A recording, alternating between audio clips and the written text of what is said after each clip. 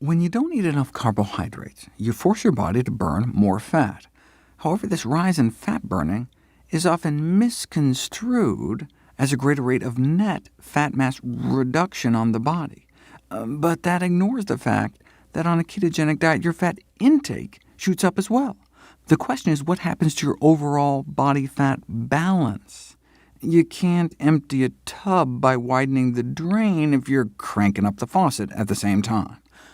Low-carb advocates had a theory, though, the so-called carbohydrate insulin model of obesity.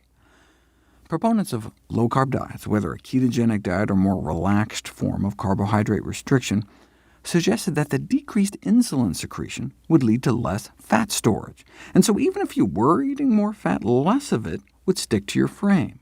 So we'd be burning more and storing less, the perfect combination for fat loss, or so the theory went. To their credit, instead of just speculating about it, they decided to put it to the test. Gary Taubes formed the Nutrition Science Initiative to sponsor research to validate the carbohydrate insulin model. He's the journalist who wrote the controversial 2002 New York Times Magazine piece, "What If It's All Been a Big Fat Lie?", which attempted to turn nutrition dogma on its head by arguing in favor of the Atkins diet, with its bunless bacon cheeseburgers based on the carbohydrate insulin model. Much of Nina Teicholz's book, The Big Fat Surprise, is simply recycled from Taubes' earlier work. In response, some of the very researchers Taubes cited to support his thesis accused him of twisting their words. "The article was incredibly misleading," one said. "I was horrified. He took this weird little idea and blew it up, and people believed him," said another. "What a disaster." It doesn't matter what people say, though. All that matters is the science. Taubes attracted $40 million in committed funding for his Nutrition Science Initiative to prove to the world you could lose more body fat on a ketogenic diet. They contracted noted NIH researcher Kevin Hall to perform the study. 17 overweight men were effectively locked in what's called a metabolic ward for 2 months to allow researchers total control over their diets.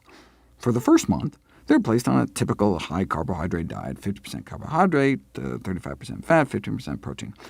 And then they were switched to a low-carb ketogenic diet, only 5% calories from carbohydrate, 80% fat, for the second month. Now, both diets had the same number of daily calories.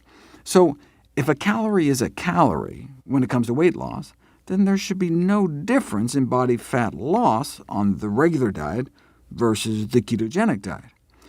If Taubes was right, though, if fat calories were somehow less fattening, then body fat loss would become accelerated.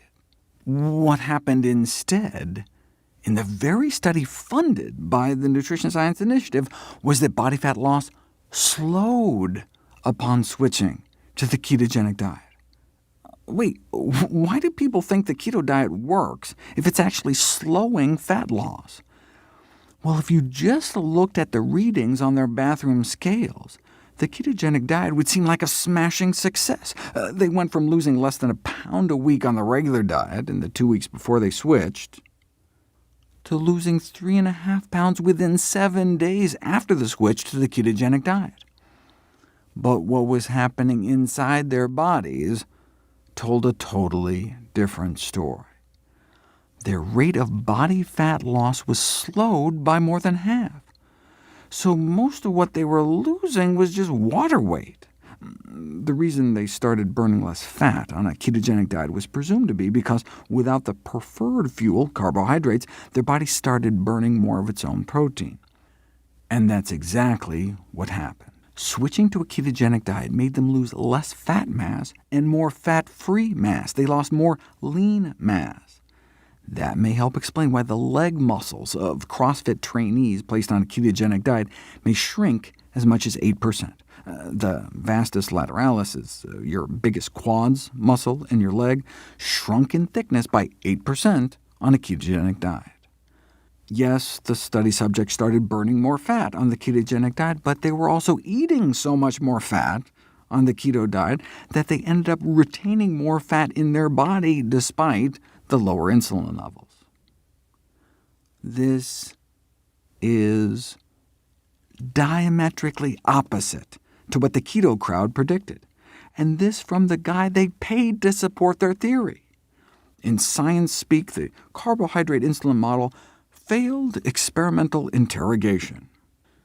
In light of this experimental falsification of the low-carb theory, the Nutrition Science Initiative effectively collapsed. But based on their tax returns, not before Taubes and his co-founder personally pocketed millions of dollars in compensation.